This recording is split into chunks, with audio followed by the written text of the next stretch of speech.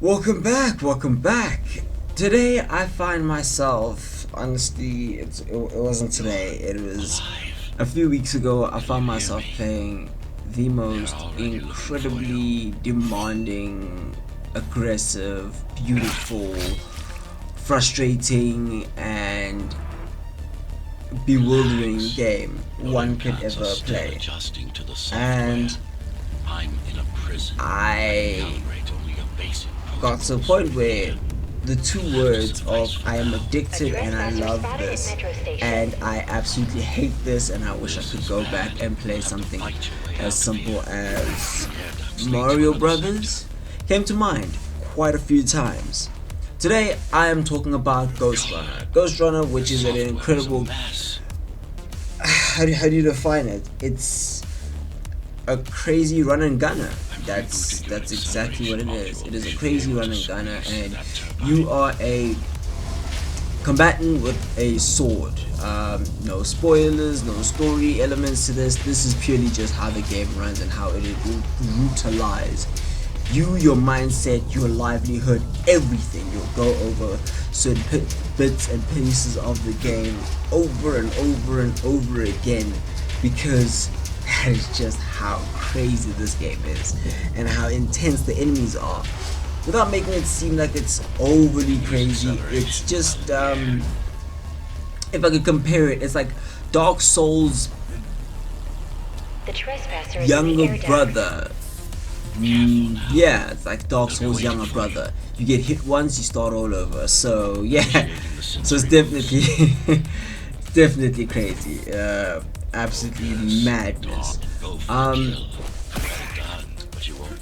With all what feels like critique, actually is more of a compliment than you'd ever believe. This game is incredibly beautiful to look at. Rather than anything else, it is beautiful to look at. It is beautiful to experience the environment that you're in. As much as you're going to be going over certain environments and scenes again, over and over again, it still feels like a beautiful environment that you're still traversing. You see new things each time, you see different ways to traverse each time. You find the most economical or the most intelligent platform or way to move throughout each and every single time. I like that. It's mad, absolutely maddening, but it is great. The story behind it is something, honestly, I feel like you need to reward yourself to get there. Like, I mean, you start the first at least I can talk about this part. You start the first chapter and you're just told, listen, I am this thing, I've revived you, you need to get to freeing me, I'm in a thing. No, you don't know who this person is, you don't, practically you're too busy dying to know who this person is or know anything like that, which is perfectly fine. You know, you're a guy wielding a sword trying to kill people and you die as quickly as they can, and that is what is so incredible about this game. A few things: the game doesn't hold your hand as much as you think it does. It teaches you a few things, like basics in tutorials in your first mission. I mean, in your first, it's called a round, your first round. But make no mistake, the game does not hold your hand. The game does not tell you anything else. The game has secrets in which I had to figure out halfway through certain sections. I was like, oh, I could do this? Really? I could do this? Which is mad, absolute madness. You know, you'd expect some hand holding, but hey, like I said, it's Dark Souls younger brother. So, absolutely love it.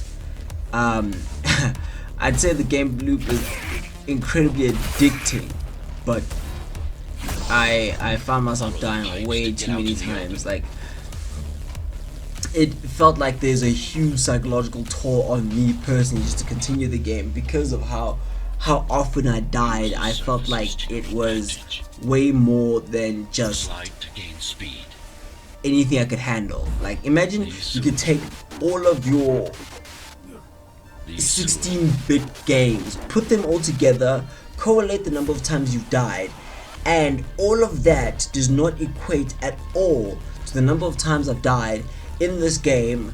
In the first hour that I played it, I played this game for about an hour, and I progressed, I think, 3 rounds, 3 chapters, etc. Beautiful story, don't get me wrong, so far the story, beautiful, but essentially that is how brutalizing this game is. It requires such a high skill level, which if you are more patient, you can definitely get through it if you pick up some of the little hints or some of the little additional things that come in the game. Brilliant, you pick that up, great. You know, you breeze through the game a little faster. The game is more like that kind of game that really wants you to learn it so well. It is essentially like a speedrun game. Essentially, it is essentially a speedrun game. You need to learn this game so well that you become so adept, or so actually so desire that you'd want to play this game again. You know, do better, have a better time, have a better way of traversing the environment, which is not against the game. It's actually a complete positive for the game, which is incredible. Destroys my mind, absolutely. Brutalizes me, absolutely. Do I want more? Definitely. That's the kind of masochistic play style. Well, that's how the kind of masochist you have to be just to actually play the game and still want more, even after you're like, I think I've died enough. Like, really, I have died quite a bit. I should really put this down and seek help. That's how it feels. Genuinely, that's how it feels. But you shouldn't feel that way. You should actually feel like this is a challenge that you should be going forward and taking on. And I loved it. I love the feeling of this challenge, taking on a big environment as it comes and goes.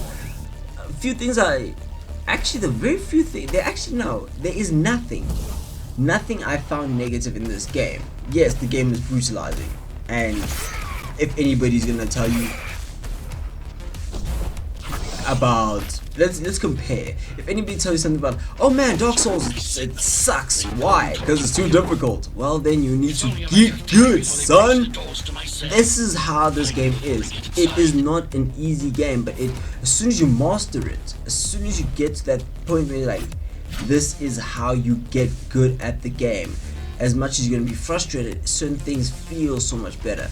On a other side note, I played this game on my PC, brilliantly so, because if I played this on my Xbox, I actually think I would have lost my mind significantly more than what I did.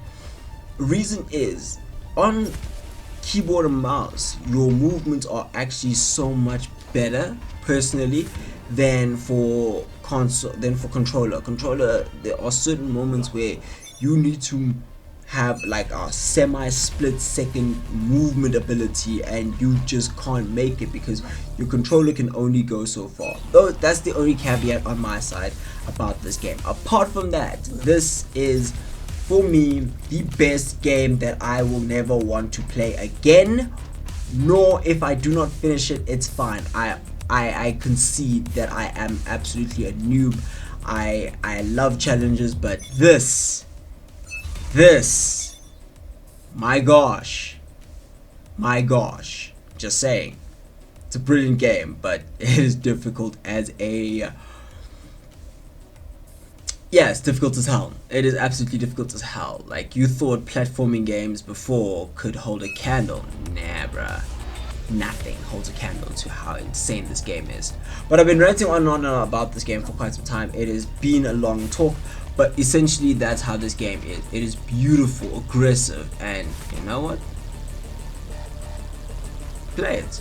Play it for yourself. Play it and see if you're able to survive, if you're able to navigate this world with this incredible story that, honestly, as far as I've gotten with this game, the story that I'm picking up is just so incredible. It is so beautiful, and I don't think I mentioned this. The aesthetic is more like a cyberpunk aesthetic. It's a cyberpunk future. So, in the year where we got a Cyberpunk 2077, which was okay. I'm lying. If you can put 200 plus hours into a game, for you it is a much better game. But mechanically speaking, we won't talk about that. But this game is beautiful. Play it and die and feel the rage, frustration, and sardonic misery that I felt while playing this game. But apart from that, you are going to absolutely love it. But anyway, that's me. That's my thoughts on GhostRunner. And what else are you playing that's absolutely brain breaking and absolutely mind melting? Hit me up. Comments, like, share, subscribe. What else you got? Till next time. Bye.